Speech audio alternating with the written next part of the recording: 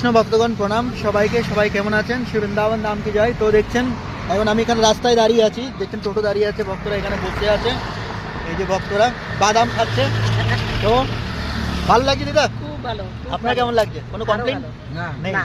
আর আপনার কোনো কমপ্লেন নেই? নেই। তো এই হচ্ছে সেই স্থান, যে স্থানটা আপনি একটি রাস্তা দেখছেন সচরাচর দেখছেন, এটা গোকুলের জন্য যাচ্ছে। এদিক দিয়ে বৃন্দাবনও প্রবেশ করতে পারবেন, আগ্রাও যেতে পারবেন, কিন্তু আগ্রার জন্য এদিক দিয়ে সবচেয়ে বেস্ট।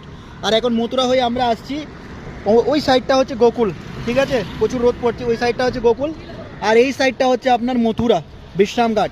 এই বিশ্রামঘাট হয়ে যমুনা পার করেছিল বসুদেব, কাকে নিয়ে? কৃষ্ণকে নিয়ে।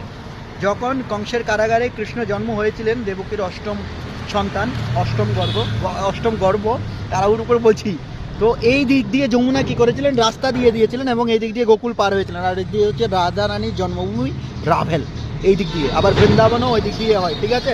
তো দর্শন করুন, কৃপা লাভ করুন, সবাই ভালো থাকবেন। জয় জয় শ্রী রাধে।